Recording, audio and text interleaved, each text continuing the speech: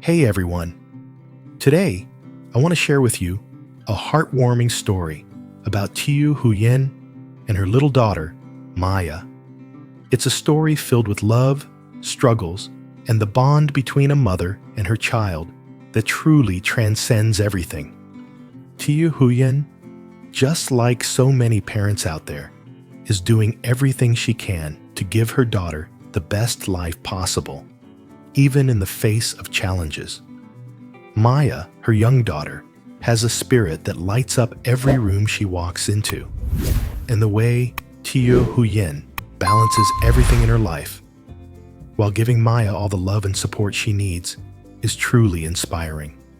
So, grab a seat, relax, and get ready for a story that will tug at your heartstrings.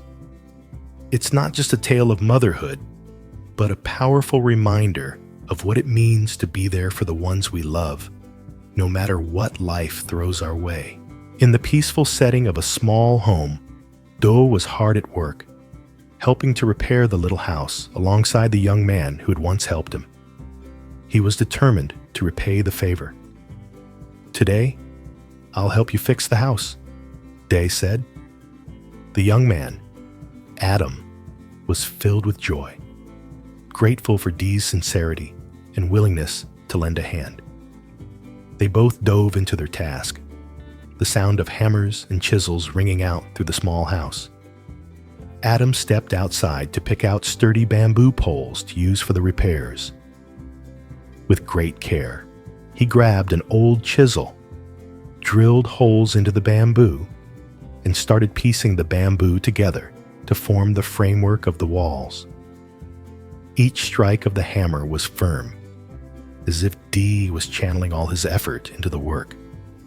When the farmer returned, he noticed the dedication in Day's work. Smiling, he asked, "Need a hand?" Dee shook his head, focused on the task at hand. The two men worked side by side in the intense heat of the sun, their clothes soaking with sweat, yet their spirits remained high. As the sounds of chisels and saws echoed through the air, the hard work seemed endless. But the bond between Dee and Adam grew stronger with each shared moment. As the sun beat down, the farmer suddenly remembered the pot of sweet potatoes he had boiled earlier that morning. Realizing they were done, he called out, "Day, take a break. Come have some sweet potatoes." His voice was cheerful. Dee wiped the sweat from his forehead and joined the farmer inside the little house. The cool breeze that swept through the door offered a momentary relief from the heat, easing the exhaustion that had built up. Dee took a hot sweet potato in his hand and took a bite, the rich sweetness filling his senses. He sat for a moment, savoring the flavor, but his thoughts drifted to Tiu Huyen and her daughter Maya. "I wonder how they're doing. I'm really worried about them," he thought to himself. Dee hadn't given up on finding them. Suddenly, Adam spoke up, his voice filled with curiosity.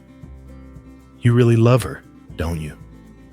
Dee stared off into the distance, his heart heavy as he answered, his voice thick with emotion. "I fell in love with her the moment I saw her. It was love at first sight." The words were raw, revealing the depth of Day's feelings for Tiu Huyen, feelings that had grown over time as the two of them shared their stories and dreams. The two men ate and chatted, their conversation light, but with an undercurrent of understanding. It felt like family, but the work wasn't finished, and their resolve remained strong. Dee turned to Adam and said, "After we finish fixing the house this afternoon, I want to go to the market and look for Huyen and Maya. Will you come with me?" Adam smiled warmly and replied, "Of course, I'll go with you." With that, the two of them continued their work, building a bamboo partition for the house. Their bond deepened with every swing of the hammer, their friendship growing as they shared in the effort to create something lasting. After breakfast, Huyen climbed up to the roof, carefully tying the remaining palm leaves together with steel wire. She worked hard, each knot a silent promise. I will give you a house, Maya. Under the midday sun, the thatched roof slowly closed, covering every gap. When night fell, Tam and Lan returned, their faces beaming with smiles. Lan, Huyen, let us help you finish the roof. Lan's voice was warm, full of kindness. Tam quickly climbed up to the roof and tied the palm leaves together with Huyen. Lan stood below, holding the leaves up and chatting with Huyen, telling stories to make the atmosphere more cheerful. Lan, when we built the house, the neighbors also came to help us. In our village, we always unite together in difficult times. Laughter echoed through the air, mixed with the rhythmic sound of hammers and the rustling of palm leaves. Huyen felt a wave of gratitude for the support and love around her. It wasn't just about the house. It was about the sense of community, the collective strength that everyone brought. As they worked, she could feel the weight of the promise she'd made to Maya slowly being fulfilled. Ms. Tum, don't worry, Huyen. We're here for you, like family. Huyen smiled at her, touched by the warmth in her voice. She didn't need to say anything more. The house was more than just a structure. It was a symbol of the love and unity that had carried her through. When the last palm leaves were secured, the roof stood firm, ready to shelter them from the storms ahead. The work wasn't easy, but in that moment, with laughter ringing out and everyone working together, Huyen felt something deeper, hope. The air was filled with joy and warmth, creating an atmosphere like a big family. Maya sat on the mat, holding Bibi in her arms, her sweet, clear voice humming. Daddy, Daddy, I love you. Her innocent song made everyone stop, and smiles bloomed on their faces, a moment of pure happiness. Lan, moved by her performance, gently patted Maya's head. Lan, you sing so well, Maya. Who knows? Maybe one day you will become a famous singer. Maya's gentle giggle rang out, her laughter spreading, making everyone laugh happily. The cheerful sound filled the air, mixed with the gentle rustling of leaves and the sound of hammering, as if the whole world was participating in their celebration. As the sun beat down, the farmer suddenly remembered the pot of sweet potatoes he had boiled earlier that morning. Realizing they were done, he called out, "Day, take a break. Come have some sweet potatoes." His voice was cheerful. Dee wiped the sweat from his forehead and joined the farmer inside the little house. The cool breeze that swept through the door offered a momentary relief from the heat, easing the exhaustion that had built up. Dee took a hot sweet potato in his hand and took a bite, the rich sweetness filling his senses. He sat for a moment, savoring the flavor, but his thoughts drifted to Tiu Huyen and her daughter Maya. I wonder how they're doing. I'm really worried about them, he thought to himself. Dee hadn't given up on finding them. Suddenly, Adam spoke up, his voice filled with curiosity. You really love her, don't you? Dee stared off into the distance, his heart heavy as he answered, his voice thick with emotion. I fell in love with her the moment I saw her. It was love at first sight. The words were raw, revealing the depth of Day's feelings for Tiu Huyen, feelings that had grown over time as the two of them shared their stories and dreams. The two men ate and chatted, their conversation light, but with an undercurrent of understanding. It felt like family, But the work wasn't finished, and their resolve remained strong. Dee turned to Adam and said, "After we finish fixing the house this afternoon, I want to go to the market and look for Huyen and Maya. Will you come with me?" Adam smiled warmly and replied, "Of course, I'll go with you." With that, the two of them continued their work, building a bamboo partition for the house. Their bond deepened with every swing of the hammer, their friendship growing as they shared in the effort to create something lasting. The two of them endured a scorching, sweltering morning, sweat pouring down their faces as they worked tirelessly. As the sun began to dip lower in the sky and the afternoon approached, Dee and the young man, Adam, decided to take a break and head over to the mango orchard to gather a few fruits to sell. Dee looked up at the massive mango trees, their branches heavy with fruit, and couldn't help but marvel. "These mangoes are huge," he exclaimed, his voice filled with curiosity. "Are we allowed to pick them?" Adam smiled, wiping his brow as he nodded. "Oh, don't worry. The boss gave me permission. We can pick as many as we need," he said, his eyes lighting up with excitement. Dee's eyes widened with surprise. "Really? That's great. These will fetch a good price at the market." He stepped forward, eager to get his hands on the ripe golden fruits.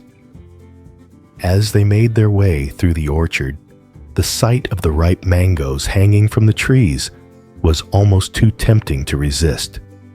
Dee reached up, grabbing one of the larger mangoes, feeling its weight in his hand. "Look at this one," he said, holding it up for Adam to see. "This will sell for sure." Adam chuckled as he plucked a few more from the branches. "You're right. These are perfect. I think we'll make a good profit today." They worked together, the sound of fruit being carefully plucked from the trees blending with the gentle rustling of the leaves in the warm breeze.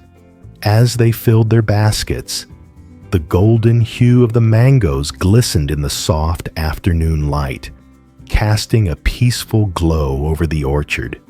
Dee wiped the sweat from his forehead, feeling the weight of the basket start to add up. "I've never seen mangoes this big before," he said, impressed by the size of the fruit. "It's like they were made for us." Adam grinned, tossing another mango into his basket. "I told you, the boss takes good care of this orchard. We've got plenty of fruit to pick. It's all about timing, though. We've got to get to the market before it gets too late."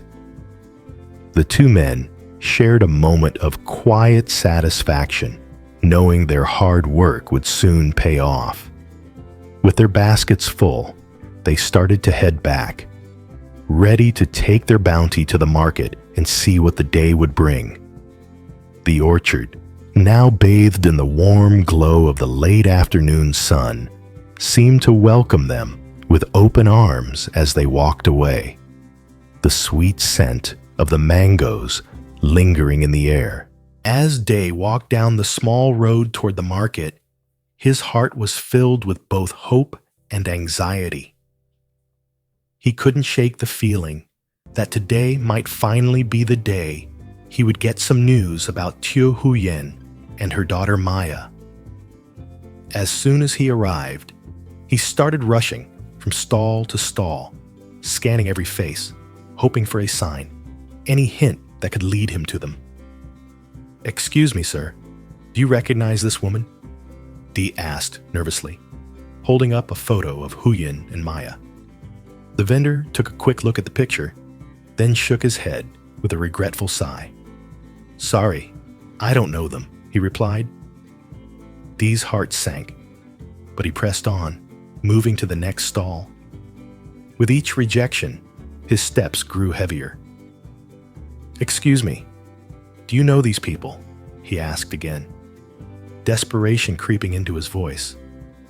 Once again, the answer came quickly, a shake of the head, and the same sorrowful response. I'm sorry, I've never seen them.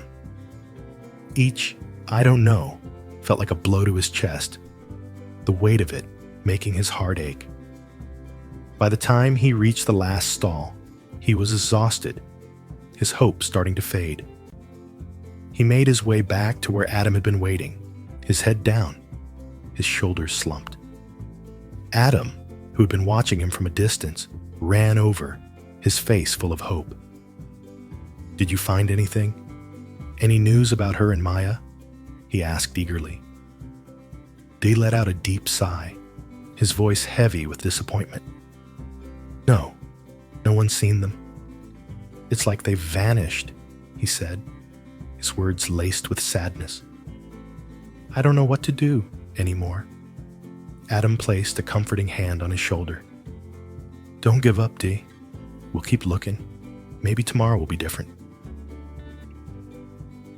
The walk back felt much longer than it had before, the weight of unanswered questions pressing down on them both. But Adam's calm presence was a quiet reminder that he wasn't alone. The journey wasn't over yet,